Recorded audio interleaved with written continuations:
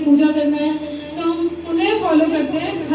हर इंसान अपनी ज़िंदगी में किसी न किसी भगवान को मानता है।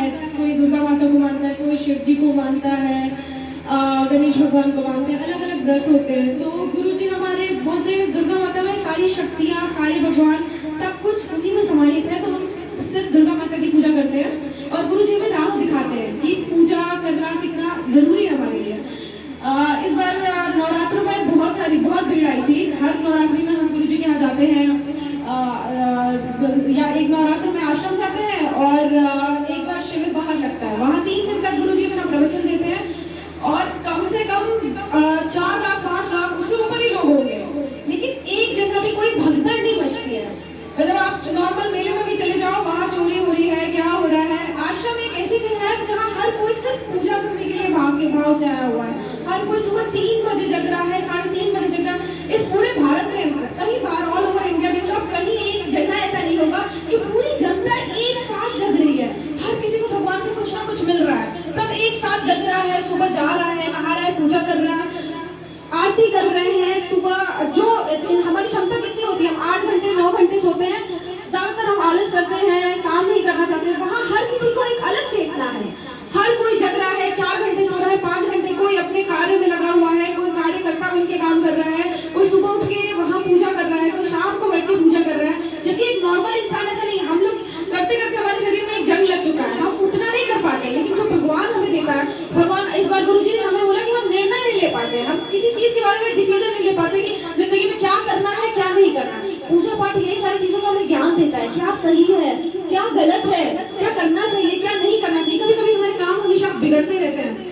पूजा पाठ में क्या होता है, एक शक्ति मिलती है, एक चेतना। वो धीरे धीरे जो हमारे गलत रास्ते होते हैं, गलत चीजें होती है ना, तो धीरे धीरे करके चेंज हो जाता है। गुरु जी कहते हैं कर्मों का फल मिलता है। जो आप कर्म करोगे उसका फल जरूर आपको मिलेगा। तो अभी जब तक हो सकता है, अभी आप सोच रहे हैं मेरे साथ खराब हो रहा है, सामने वाले के साथ अच्छा हो रहा है, उसने अभी तक अच्छा बीज हुआ हो, अभी तक उसके कर्म जो हो पिछले जन्म के वो सब अच्छे हो, इस वजह से वो अच्छा पा रहा है। अब हम अच्छा करेंगे, अब से शुरू कर दो, अब से बदल जाओ। हो सकता है पहले के तुम्हारे कर्म खराब हो, उसका तुम भोग रहे हो। गुरु जी कहते हैं 100% जो तुम्हें मिलने वाला है ना, कुछ बुरा तो ऐसा होने वाला है, वो छूटे चला जाएगा। एक बार पूजा पाठ करके देखो अपनी जिंदगी में सुबह शाम।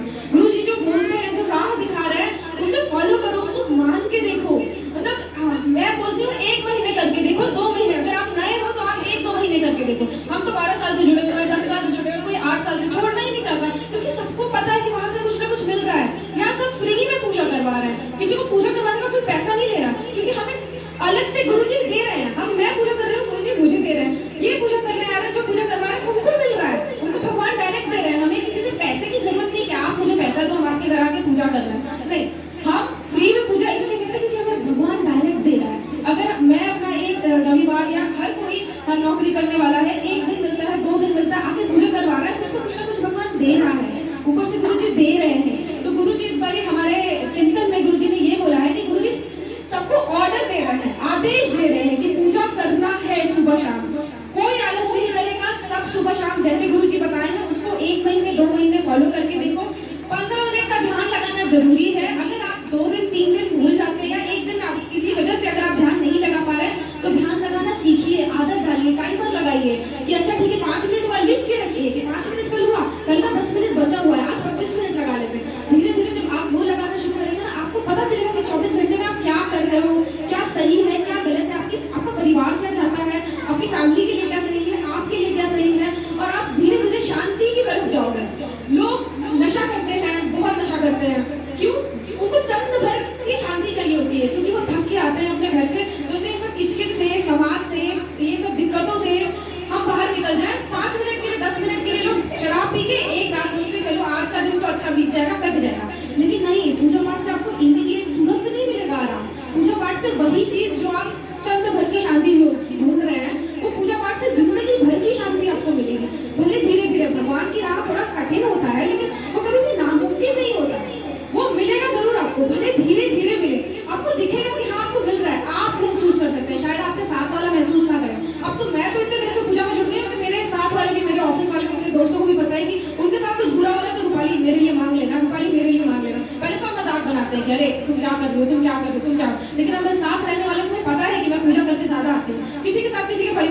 की तबीयत खराब है, कोई एडमिट है, लोग मेरे पास आएंगे, कहेंगे भगवान से जरा मांग के दिखाना, भगवान से मांग दो ना, मेरी मम्मी के लिए मांग लो, मेरे भैया के लिए मांग लो। सबको पता है मैं पूजा बहुत ज्यादा करती हूँ। तो ऐसे आप लोग भी अपने अंदर एक क्षमता एक लाइए, अंदर से लाइए, ताकि आप खुद निर्णय ले सके, आप खुद अपने परिवार के बारे में। चंद भर का नहीं कि एक दिन के लिए भाई सिर दर्द हो रहा है, आज शराब पी के सो जा, चल जाएगा, एक दिन का मत देखो। या फिर काम ज्यादा बढ़ गया है, बहुत लोगों को दिखते हैं रिक्शे वाले और बहुत लोगों को देखोगी कि गुटखा खा के थोड़ी देर के लिए उनको एनर्जी मिलती है, जैसे चाय होता है वैसे उनके लिए गुटखा होता है, पान होता है, लेकिन उनको थोड़ी देर के लिए क्यों लेना?